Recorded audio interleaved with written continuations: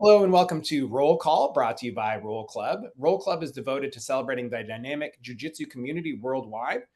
Find out more at rollclub.ca.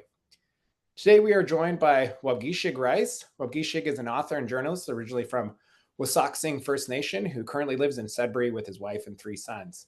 A graduate of the journalism program at Toronto Metropolitan University, where I actually worked for a little bit, so that's nice. He has spent most of the bulk of his near 20-year journalism career at the CBC, where he was a video and radio host. In 2020, he left the CBC to pursue his literary career and has written 5 books, including 2018's best-selling Moon of the Crusted Snow and its 2023 sequel, Moon of the Turning Leaves. Waubgeshig is a sought-after public speaker, panelist, workshop leader, and interviewee. He speaks on creative writing and oral storytelling, contemporary Anishinaabe, culture and matters, Indigenous representation in arts and media, and more. And of particular interest to our pod, he's a Brazilian Jiu-Jitsu black belt. Welcome to the show, Waubgeshig. Oh, thanks for having me. I'm really happy to talk to you today. Terrific. So, in that bio, our little short intro, we went really into your literary and professional career and origins, which are often easy to find when you have, an acclaimed career like yourselves on both the journalistic and literary side. But let's talk a little bit about your origins in grappling. How did you come to it? Oh, well, thanks for your kind words. I really appreciate that. Very, very humbling introduction. So much appreciated. I think my, origins in martial arts overall, like a lot of people go back to doing karate as a kid. My parents were into karate. My dad was an all-Ontario wrestler back in the 70s. So, there's always that influence there. But I didn't get into grappling like I am now until I was about 30 or 31, so about 15 years ago. I was living in Winnipeg at the time, working for CBC there. And, for fitness, I was doing what most others do, just like running, lifting weights, because I felt like I had to stay healthy. And I think at some point, those routines can get a little bit boring. So a friend of mine, Waub, the current premier of Manitoba, we were colleagues at CBC back in those days, and he had gotten into jiu-jitsu at a place called Munduruka's, Rodrigo Munduruka in Winnipeg. And another friend of ours named Gabriel Daniels, who's a Métis filmmaker and actor, they started at the same time. And a few months later, they kept talking about it. And one time we were at Waub's house watching UFC, just the 3 of us, me, him, and Gabe. And all of a sudden, between fights, like they got on the floor and started like grappling. They're inspired by what they were seeing. I'll show you how it's done. Yeah, exactly. Yeah. I was like, "Whoa, man, those guys must really like it if they're just like rolling on the hardwood floor in between these fights, So I asked them more about it, and they're like, "Yeah, just come by on Monday, check it out." And I joined at Munduruka's there. This was in late 2009, and just loved it from the beginning. And it's been a pretty steady journey since. I moved a couple times, moved from Winnipeg to Toronto and then Toronto to Ottawa. So there was some inconsistency in the first like 2 or 3 years of my grappling journey, but when I was able to settle in to do it on a regular basis, it just, has come to mean so much to me in my life. And I'm just so grateful that I found the mats, that I found that community, and I'm hoping to do it as long as the body lets me. It's very fascinating because I honestly have a very similar pathway. I grew up doing karate. I did Goju-Ryu. I'm not sure which style you guys did, but then I turned 30 and got tired of running on the treadmill. And I was just like, got to do something that's way more interesting than this, or I'll never do anything. So that's super fascinating. It's also really tough. It was interesting that you said that you had some breaks, that you took some time in between, because a lot of folks don't come back. And I guess, what was that moment where you kind of like, you're like, no, this is it.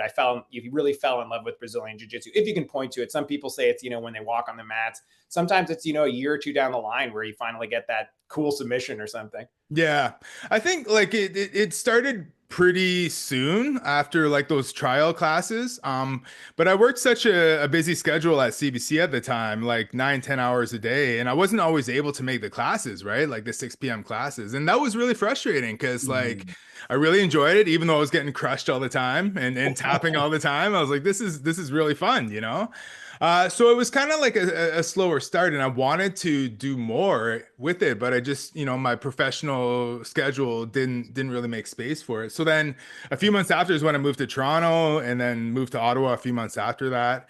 And I think when I settled in at the Ottawa Academy of Martial Arts, which is a Henzo Gracie affiliate, that became my home base for the next 7 years that I lived in Ottawa. Oh, wow. And I think it was just the community there, it was a big group of people, all kinds of talent levels, a variety of, social and professional backgrounds, and really encouraging climate overall, Mhm. and I think just settling in there was when I thought, okay, I'm doing this for as long as I can for sure.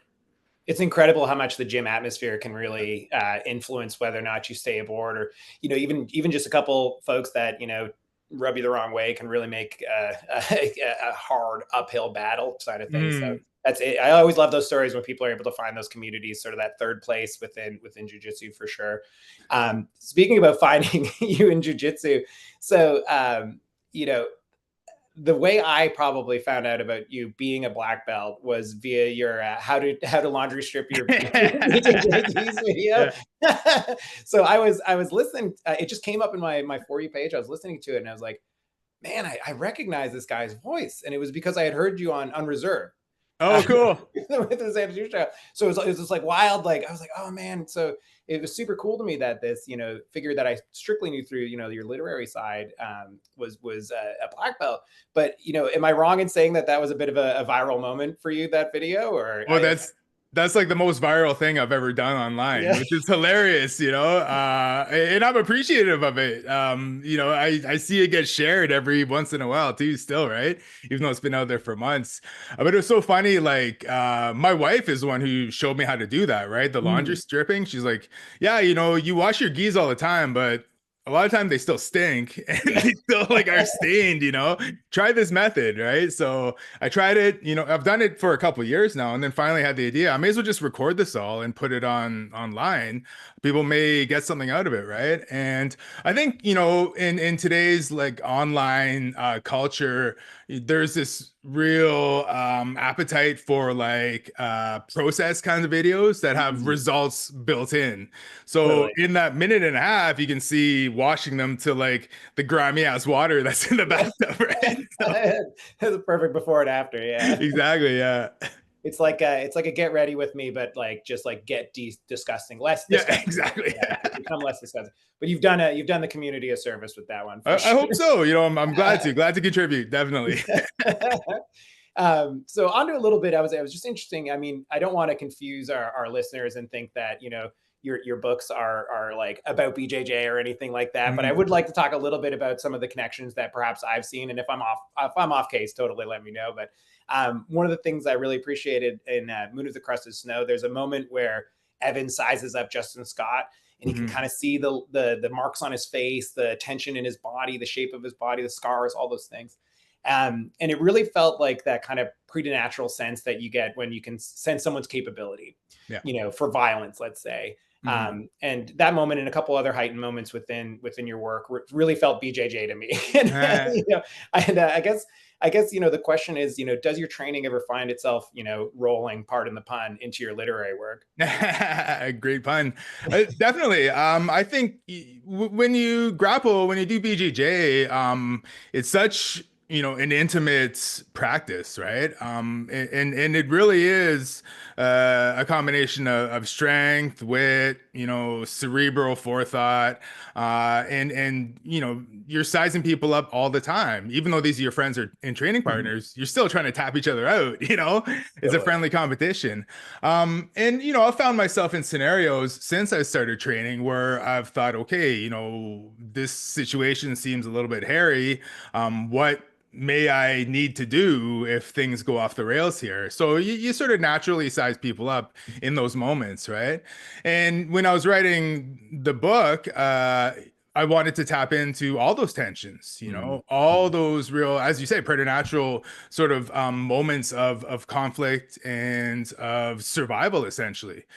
So yeah, there was a bit of that I had to sort of think of, and I haven't been like in an actual fight in a long, long time, right? But but still, there's this natural sort of competition in some ways between human beings, right? So yeah. yeah, and when survival's on the line, I haven't been in a survival moment like that, but I can just Mm, imagine, how heightened that all is. And yeah, it really helped by being in those moments to sort of try to tap into that, for sure. And in the second book, it was funny when I was planning it out, because the second book's about them going on this quest, mm. right? And I was like, oh, I should have like this moment where they're training hand-to-hand combat and preparing for whatever they may come across. My editor's is like, yeah, that might be a little too inside baseball, like your Yeah, book clubs in Parkdale may not necessarily connect with that or something, so totally. Yeah, but it's like, what are they doing with a single wing choke? yeah. Yeah. Super in depth. Yeah. But it is fascinating, right? There's Paul Ricoeur, this philosopher, talks about translation, where there's your voice, there's your interlocutor, the person you're talking to's voice, and then there's the moment in between. And I do feel like there's a degree of that when you have a conflict, right? Where there's Mm. that moment that kind of exists before the conflict happens, where you're kind of there's a million different translations, different worlds. In judo, I call it danger hands, where you kind of can feel someone grab you, like, oh, he's got the danger hands, but Yeah. so that's fantastic. Maybe we'll get a BJJ focused book out of you down the line, Yeah, I hope so. Yeah. Yeah. um, and then onto the sort of process of it. A writer I really admired once discussed one of her mentors talking about how you just have to commit to writing. You just have to write every day. You have Yeah. to get into the routine of it and treat it a bit like a day in day out grind. Yeah. And I know not every writer writes like that. There's different processes, but that really felt very jujitsu to me. That kind Mhm. of like you just have to show up on the mats. It doesn't matter. You're going to suck that day. You're going to be good the next day. Yeah. And I guess it's like do you see any parallels in your writing process to your BJJ? I totally agree with that sentiment. It's how I approach both writing and BJJ. Repetition is just so crucial to anything you want to accomplish. Whether that's being a novelist, whether it's working towards your black belt, whether it's learning a language, you have to put in the work every single day. Mhm. Even if it ends up just being, 5, 10 minutes or so, like at least you've done it, right? Mhm. So, and on those days, when I'm trying to write, if I'm not able to sort of sit down and tap out some words on the keyboard, I read instead, Mhm. because I consider that part of the overall process too. You do need to absorb as much fiction if you want to be a fiction writer. And you can sort of equate that to doing BJJ too. Like it is good to, spend some time on YouTube, watching some techniques, maybe you might get some other ideas to bring to the mats and so on. But I think on a more macro level, um, you really need a plan, especially if you're going to write something as big as a novel. You Mhm. have to apply a certain set of strategies to that. And I very much see BJJ practice like that too. Mhm. I think of when I made the leap from blue to purple, it really was expanding my mind in that way. My professor at the time, Hammer Haitian in Ottawa, he said, like you've got all the basic moves down. Now Mhm. think about broadening out those sequences, and then having different plans for different scenarios, Mhm. kind of like a choose your own adventure thing, right? Yeah, So thinking like 7, 8 steps ahead is very much like writing a novel, 100%. So Yeah. just expanding your mind on that level is totally applicable to both BJJ and writing fiction for sure. Oh, yeah, that's fascinating. That kind of the creative paths with which you can get down, and it's interesting because you made me think about how much imagination is involved in jujitsu, which you don't. People will call it any number of things, whether it's planning or getting, but there's so much about seeing where you want to go and Yeah. imagining those submissions or imagining those moves that I feel like is very akin to telling a story to yourself in a way, for Yeah, sure. for sure. And it's about having that finish line, Mhm. having that goal that you're reaching towards. And with BJJ, it's like, okay, well, if I'm not able to, you know, secure the Kimura, at least maybe I can do the sweep the other way and end up in top side control, right? So it's just about being dynamic like that for sure. One of my sensei's line was, what is it? Close two doors and hide behind the third. I like that. Which kind of relates to that foresight, right? That kind of telling a story in advance. Yeah. But sort of related to the Instagram, the virality of the stripping video, but Yeah. don't take that the wrong way. I was curious about. We always like to talk about folks sharing their knowledge, so I was really struck by another post you had with another Anishinaabe black belt, where you mentioned you recommended all our communities invest in mats, especially for the kids. And I was curious, what impact do you think BJJ can have on Indigenous communities and maybe just communities in general? I think it can have a huge impact. In our culture, in Anishinaabe culture, there's a role within our societies that we call Ogechida. And if you translate that directly, it can mean warrior, but it also means protector at the same time.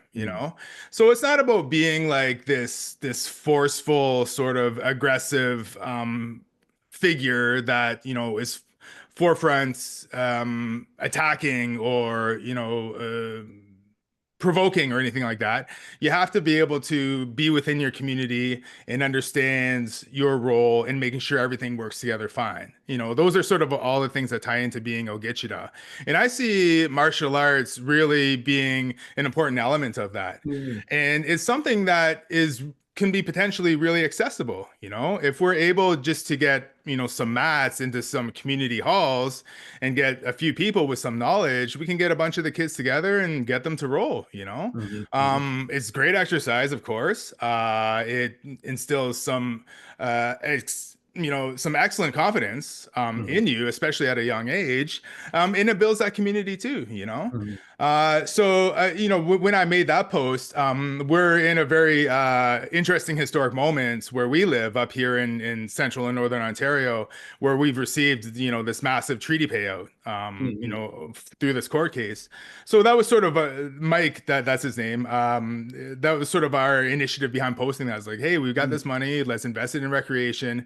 BJJ is a great option, and we have more and more Anishinaabe and more broadly Indigenous people who are coming into the sport and learning the skills and sharing the knowledge and so on. And it's all about building community, right? And from my experience, that's what has helped our communities, our Anishinaabe communities and Indigenous communities survive and eventually get on a path to hopefully thriving again. And that only spreads through BJJ, because I've seen that spirit just massively blossom everywhere that I've done BJJ, right? So, I think those two things can really work well together.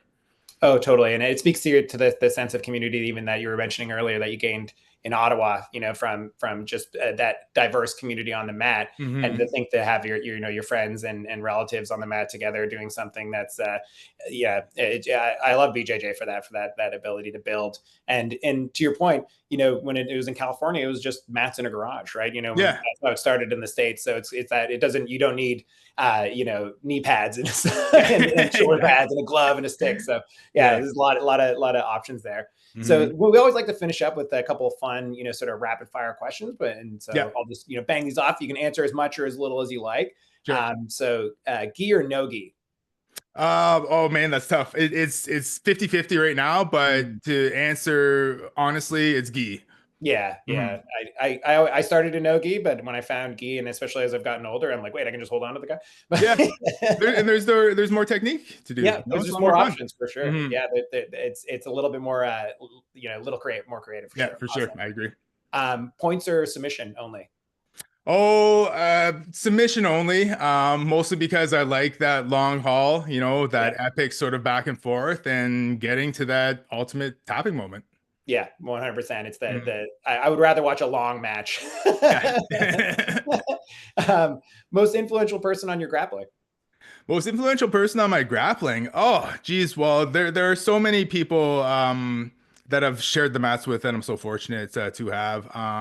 But I would say, Hammer in Ottawa, and now here in Sudbury, so many teammates that I've come up into black with. James Hodgins is one of them for sure. But I'll be here all day listening people. So we'll do a scroll. Yeah, in post, we'll just have a scroll go over. exactly. But yeah, I do want to shout out John Cole too, who's our main Mhm. professor here in Sudbury. Awesome. So if they were to take one submission away for you, like what's one submission you just can't live without? So like you absolutely need, you got rid of all the rest, but you need that one submission. Oh, definitely Americana, because Yeah. I'm on the heavier side, so that's sort of my bread and butter. Hey, be on top, stay on top, right? Yeah. And finally, so you've got the super fight. It's in an arena. The fireworks are going off. Your opponent's down at the end. What's the one band that plays your fight entrance live as you come out? Oh, geez. You know, I was a teenager in the 90s, and hearing a lot of that heavy metal at the time, so Pantera comes to mind. Nice. Uh, You're the second person that said Pantera. oh, I love really? Nice. it. They're going to have a lot of gigs just playing our guests up to the Yeah. ring or the cage. Nice. That's awesome. Well, thank you so much. But yeah, last but not least, if you want to let our followers and viewers know where they can find you and what you're up to next. Sure, yeah, you can find me on Instagram at Waub at WAUB. I'm also on Blue Sky. You can find me there too. Facebook, I have an author page there that's just under Waubgeshig Rice. Working towards my next novel now. I'm almost done the first draft. And otherwise, you'll find me training at Sudbury MMA most noon hours during the week. Mostly doing nogi these days because that seems to be the flavor of the moment. Yeah, But yeah, yeah. trying to get people to put on the gi here and there because Oh, that's totally. Yeah. I've gone to judo just to like teach it. I've been doing judo at the same time just to be like, guys, we can do these cool things. yeah. But excellent. Thank you so much for joining us today. And yeah, that's a wrap. Okay. Well, Awesome. Thanks a lot for having me, man. This was so fun. oh, thank you so much. Yeah, and yeah. if you're ever down our way, we're out here in Burlington, Yeah. Greg and I. If you're ever out here, yeah, please come by, stop by on the mats, and Yeah, I'll send you a message. I do a lot of my work ends up being in the GTA down in nice. Southern Ontario. So yeah, if I find myself with a window of a few hours, I'll definitely scoot out there and I'll let you know for sure. Nice. Yeah, and I do judo in Mississauga as well. If you ever want Okay. to come to the dojo and get yelled at for not working out hard enough in our half-an-hour training. With the warm-up for judo is a half hour versus the like 10 in jiu-jitsu. Wow, that's amazing. What did I do? Yeah. Well, again, thank you so much. So Greg will cut this up in a variety of different ways and then Okay. share and tag you with it. And yeah, I really, really appreciate it. I'm a big fan of your work. So it was a real pleasure. Oh, pleasure's mine. Thanks a lot, Ed. It was super fun. So thanks again for having me. It's an honor. Awesome. Talk soon. Okay, take care. Bye-bye.